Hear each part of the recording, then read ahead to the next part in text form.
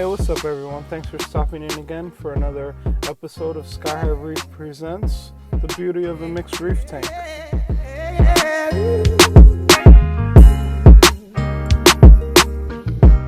You know, when speaking in terms of having a mixed reef tank and the beauty of it, for me, the real beauty in it is being able to look into your tank and see something that looks like the ocean. You have your stony corals, you have your soft corals, you have your leather corals, your zoas, your anemones, your torch corals, all of these things all living together in one setup, and it really creates a beautiful environment and a really stable ecosystem.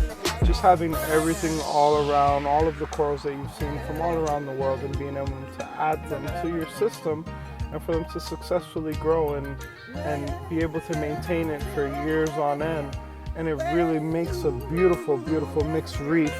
I do love my SPS and I do love some softy corals, but really a mixed reef is really what you want at the end of the day. I do find it to be the hardest type of reef to maintain, but it is at the end of the day the most rewarding, just because of the variety of corals that you're able to keep and just the longevity of the tank overall. You know, when speaking in terms of longevity, I just mean overall health. Is your tank alive or is it thriving? You know, it's a big question that a lot of people have to ask themselves. Keeping corals alive is one thing, but getting them to thrive and every species grow and being able to look at your reef and see every color, the pinks, the blues, the reds, the greens, the oranges, the yellows, that's a thriving mixed reef.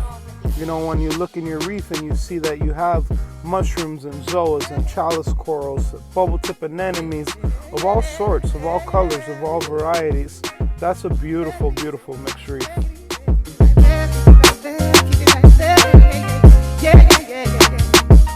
Another great thing about having a mixed reef is you don't have to wait for one coral to become a colony. You can make frags, you can chop pieces, you can turn one into two because it's a mixed reef. You know, you can fill in all the gaps, all the dark spots. You can put low light corals in your shaded areas. You put your highlight corals up top. For me, I set my reef up in a way that all my SPS are on the top shelf, cascading down to the right. And then if you look to the bottom left of my tank, cascading towards the right again, I have all my LPS and softies. Down in the sand bed, I have my clams, my mushrooms, things like that. And it just works out better that way, separating everything, having everything in its own sections, in its own little spot, so that way everything can grow out and thrive and not touch each other, and you don't have to worry about this Tyree aquasine chalice here growing into this bubble tip anemone, because I made sure I spaced them out and set them up in different sections of the tank, just to ensure that this mixed reef can really grow and thrive without the corals having to harm themselves or harm each other, to be able to find a way to live, because I am the one maintaining it. I am providing this ecosystem for them, and I should definitely make sure to really put thought into the placement and into the coral selection and into the color selection, because it's able to add depth to your tank. If you're looking at these clowns, you see the clowns up front, but in the background I have the green and the fruit loop zoas there, and then the clowns are swimming in sonic flares, but next to it, you know, I have a different variety. I have the cornbread zoas. Underneath that, you know, here I have the nirvanas, but on top of that I have bowsers, I have rainbow hornets, I have pink diamonds, of utter chaos. I'm able to create a full mixed reef of all different colors, you know what I mean? And it just really, really works out. Really considering zoning out your corals based on species and what you want it to look like is a good idea. You know, here I have my German blue digis that are going to grow up and branch and fill in all that void space. But I have the Rastas, which are a total different color that'll really base out and cover that rock in front of them. Down underneath that, I have a Monty Island here where I have 5 different type of Monties all growing together, fighting for the right to live on this one rock. But behind it, I have some more zoas. You know, underneath it, I have more zoas.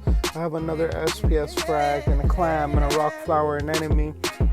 And it just really adds depth to a mixed reef. That's what makes it beautiful, just being able to look everywhere and see coral. To be able to see a little bit of movement with the SPS type of feel to the tank and really keep everything going. Every rock in here glows. Everything is alive, man. And it really makes a beautiful, beautiful mixed reef. I hope you guys really enjoy it and just are watching how I'm doing this and how I'm able to place these corals so close together without any issues. Species specific, zoning it out, thinking about placement, thinking about colors, thinking about growing it out.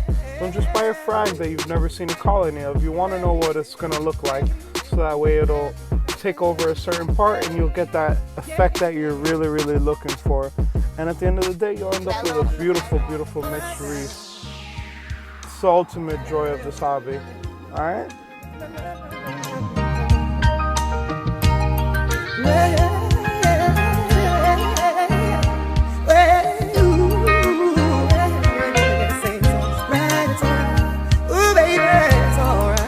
Bello on the beat.